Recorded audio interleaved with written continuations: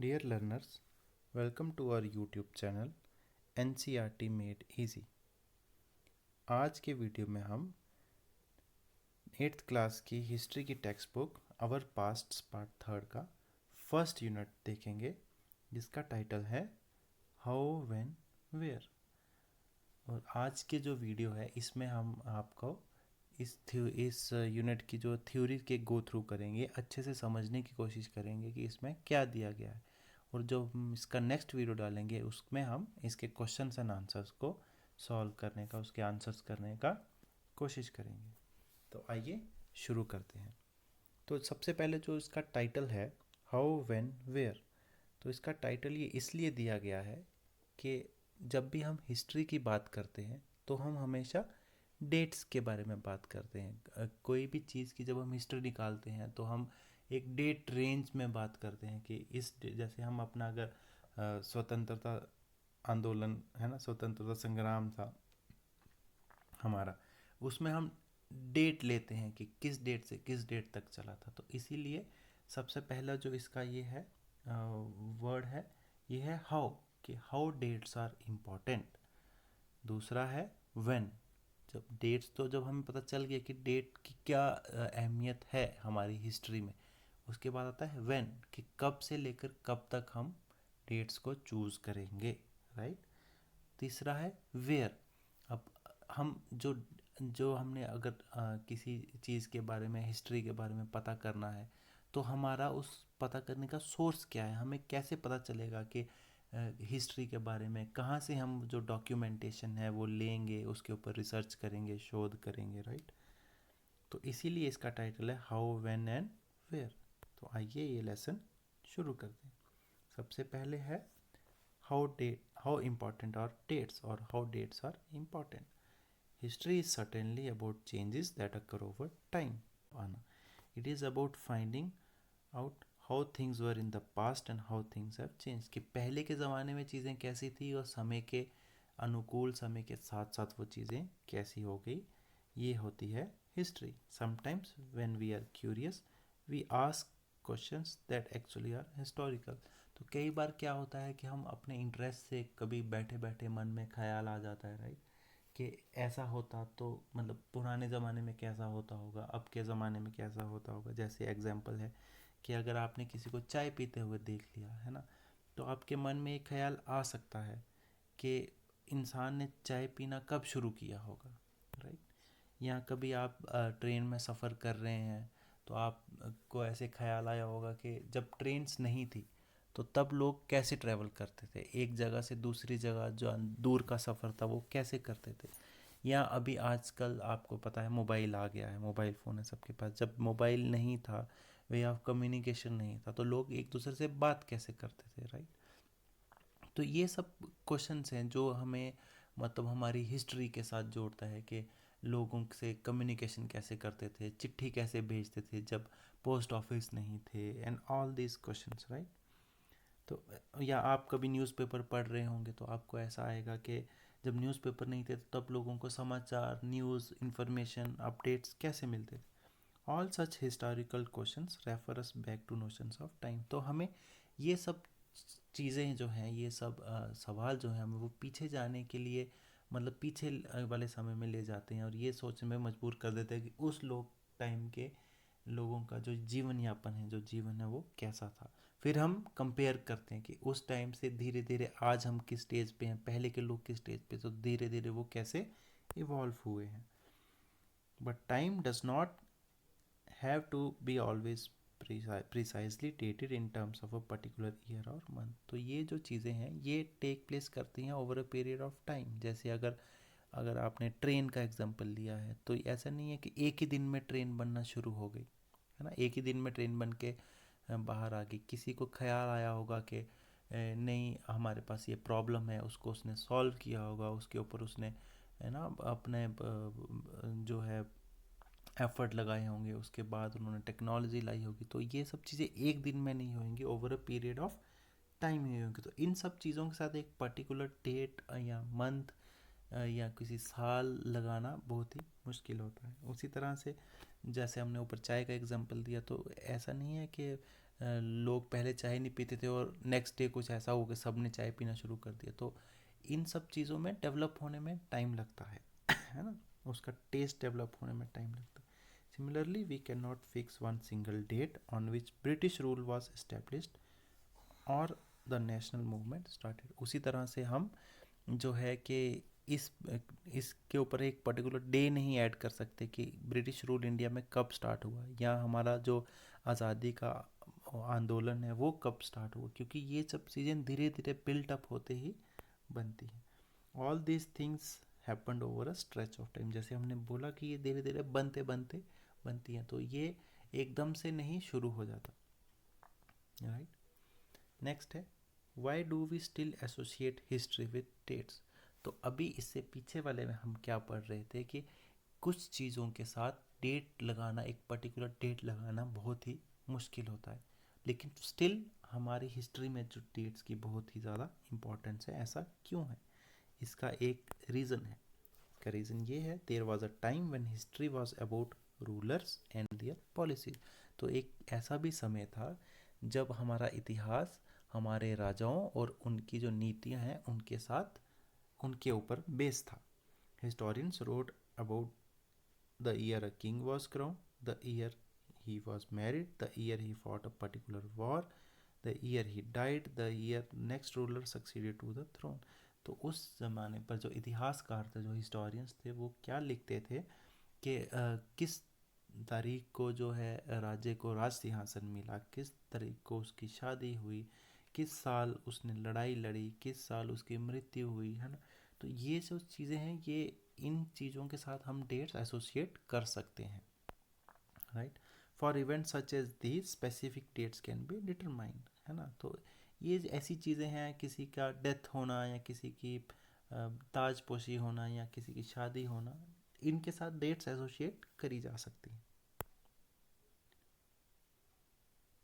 विच dates, अभी एक important question आता है कि हमने अब जैसे बोला कि डेट्स आर इम्पॉर्टेंट, है ना। अब कौन सी डेट्स हमें इम्पॉर्टेंट है, हमें वो कैसे पता चलेगा। तो by what criteria do we choose the set of dates as important. तो जैसे अगर हमने किसी भी एवोल्यूशन की बात करें या कोई स्वतंत्रता संग्राम की बात करें, तो हम कैसे हमें पता लगाएंगे कि कौन सी डेट्स हम उसके साथ उस इवेंट के साथ एसोसिएट कर सकते हैं। तो the dates we select become vital because we focus on a particular set of events as important. तो क्या होता है कि जब हम किसी एक पर्टिकुलर इवेंट के ऊपर फोकस कर रहे होते हैं, तो उस इवेंट के एसोसिएटेड जो तारीख होती है, उसके शुरू होने से पहले और उसके ख़त्म होने के बाद तक, है ना, तो उस इवेंट के एसोसिएटेड जो टाइम है, हमारा फोकस उसके ऊपर रहता है। अगर हम किसी और हिस्ट्री की इवेंट की बात करेंगे, किसी अलग इवेंट की बात करेंगे, तो हम नई सेट ऑफ डेट्स लेंगे। जैसा कि आप एग्जांपल ले लीजिए, जो ब्रिटिश हिस्टोरियंस थे, है ना, जो ब्रिटिश इतिहासकार थे, वो हिस्ट्री लिखते थे जो ब्रिटिश सरकार है उसके एंगल से, राइट।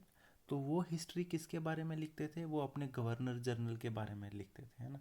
तो उनकी जो हिस्ट्री थी वो वो कहाँ से शुरू होती थी, फर्स्ट गवर्नर जनरल जो वॉरेन हेस्टिंग्स था, and ended with the last viceroy Lord Mountbatten. तो उनकी जो हिस्ट्री थी वो फर्स्ट गवर्नर से शुरू हुई थी और लास्ट वाइसराय तक जो है वो ख़त्म हुई थी। उसी तरह से अगर हम कोई और चीज़ का हिस्ट्री देखें, अगर हम अपने आप ये देख लीजिए स्वतंत्रता संग्राम का या असहयोग आंदोलन की हिस्ट्री देख लें, तो वो हम क्या करेंगे, उसकी हिस्ट्री जब हमें लेनी है तो हमें अलग सेट ऑफ डेट्स लेनी पड़ेंगी। तो हर एक इवेंट के लिए, हर एक जो है आपका मूवमेंट के लिए एक अलग set of date.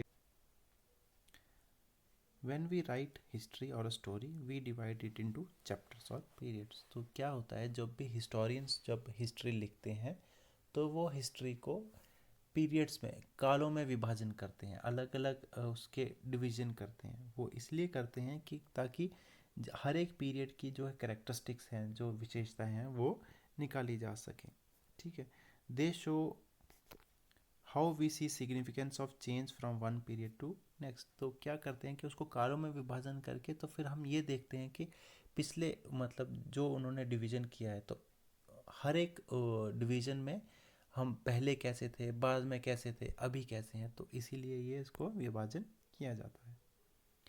Now how do we पीरियडाइज, जैसे कि हमने कहा कि पीरियड्स में डिवाइड किया जाता है, तो अब हम उसको मतलब क्या क्राइटेरिया रहता है कि पीरियड्स में डिवाइड करने का। तो 1817 में जेम्स मिल था, एक स्कॉटिश इकोनॉमिस्ट था, आर्थिककार था स्कॉटलैंड का, और पॉलिटिकल सलाहकार भी था, राजनीतिक विशेषज्ञ भी था वो, ठीक है।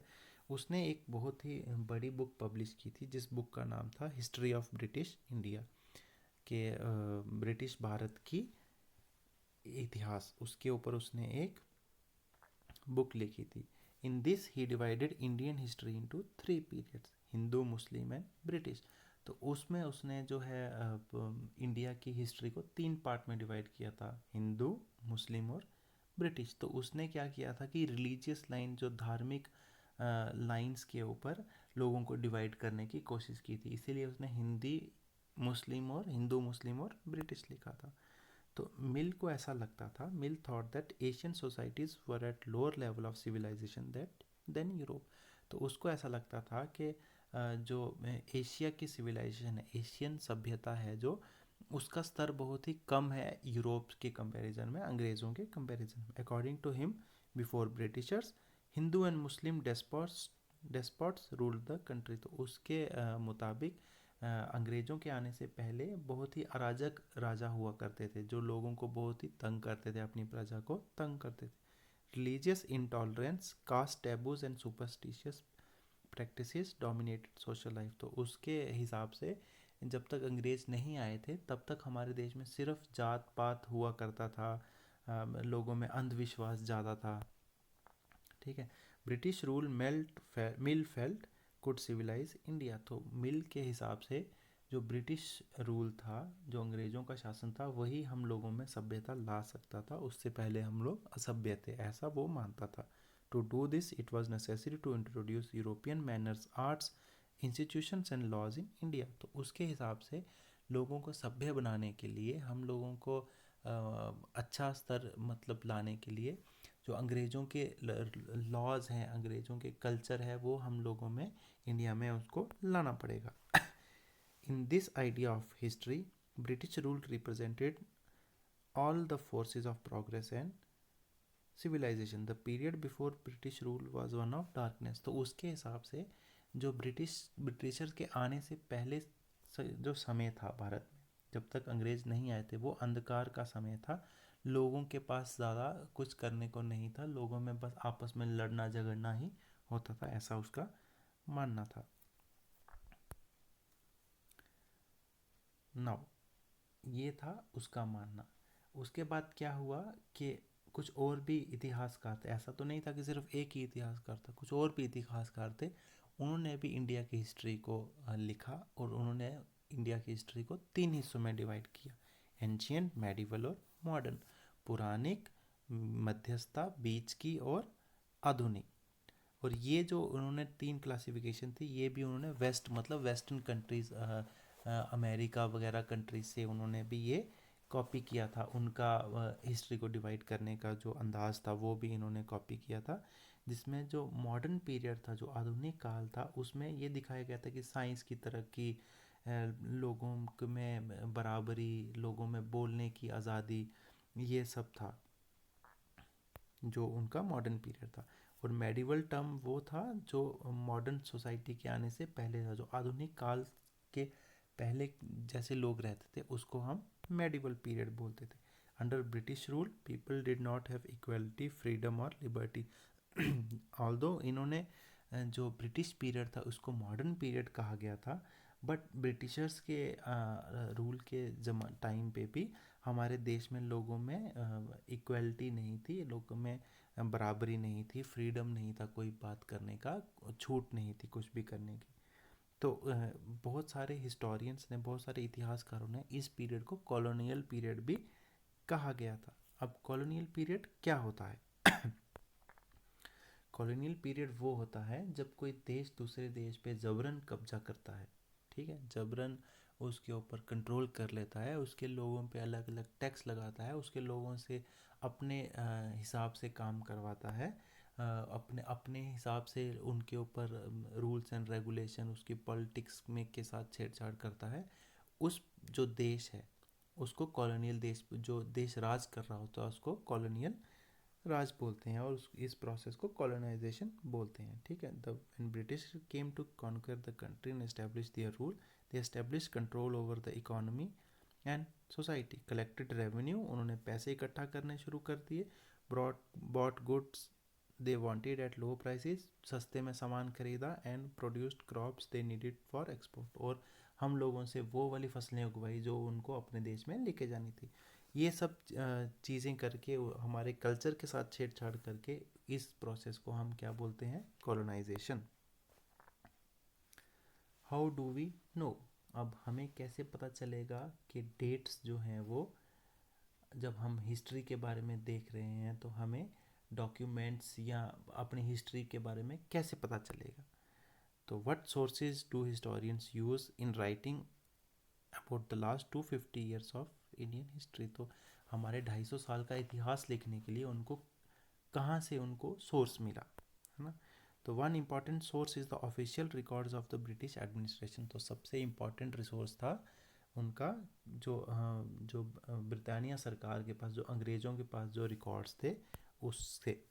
Every instruction, plan, policy, decision, agreement, investigation had to be clearly written up. तो जो ब्रिटानिया सरकार थी, अंग्रेज़ सरकार थी, उन्होंने हर एक पॉलिसी को अच्छे से लिख के और उसको संभाल के रखा था। The British felt that all important documents and letters need to be carefully preserved, so they set up record rooms attach to all administrative institutions. तो क्या किया, अंग्रेज़ों को ऐसा लगता था कि जो सभी महत्वपूर्ण दस्तावेज़ हैं, जो लेटर्स हैं, उनको संभाल के रखा जाना चाहिए।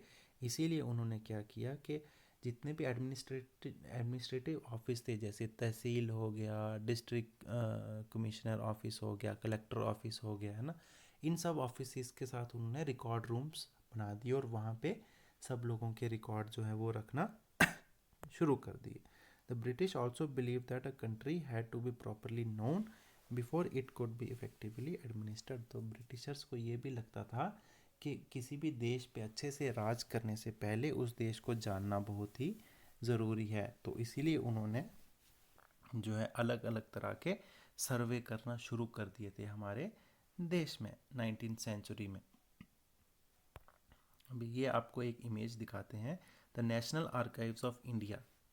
ये बिल्डिंग 1920 में सेटअप की गई थी अंग्रेज़ों के द्वारा, जहाँ पे इम्पोर्टेंट दस्तावेज जो हैं वो रखे जाते थे। उसी तरह से ये 1832 की पेंटिंग है, जहाँ पे दिखाया गया है कि जो अंग्रेज़ लोग हैं वो सर्वे कर रहे हैं, बड़ी बड़ी मशीनें यूज़ करके लोगों को दिखाने के लिए। ये देखिए, है ना।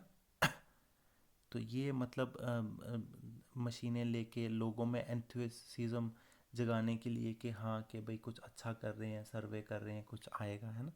तो ये सब है। तो इसके साथ ही हमारा जो है टेक्स्ट बुक की थ्योरी कंप्लीट हो गई है, और जो आपके क्वेश्चन आंसर्स हैं वो हम इसके नेक्स्ट वीडियो में अपलोड करेंगे। तो मुझे उम्मीद है कि आपको ये अच्छे से समझ आया होगा, हाउ, व्हेन एंड वेयर, कि हाउ डेट्स आर इम्पॉर्टेंट। ये हमने देखा कि डेट्स इम्पॉर्टेंट क्यों है हमारी हिस्ट्री के लिए। व्हेन, हमें क्या पता चलेगा कि हम जब डेट जो है वो कैसे कंसीडर करें, राइट। तो वो हमारे फोकस के ऊपर डिपेंड करता है कि हमें किस चीज़ की हिस्ट्री के बारे में लिखना है। और वेयर, जो इम्पोर्टेंट दस्तावेज़ हैं हमें कहाँ से उठानी है, हिस्ट्री किससे लेनी है, वो हमारे नेशनल आर्काइव से उठाई जाती है। और मुझे उम्मीद है कि ये आपको पसंद आया होगा। अगर आपको इसके बारे में कोई भी डाउट है या आपको कोई भी सजेशन है तो आप मेरे फीडबैक में कमेंट में दे सकते हैं।